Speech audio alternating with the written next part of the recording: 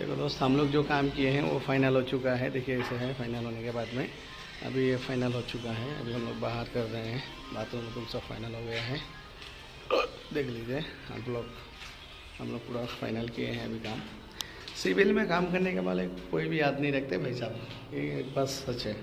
Civil में काम करने वाले को कोई याद नहीं रहता है। काम ख़त्म, मामला हजम, बात यही है। ये देखो अभी गेम खेल रहा है सब लोग बैठ के।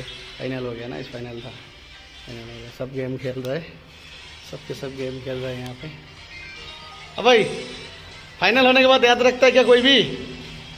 बोलो यार, कुछ तो बोलो।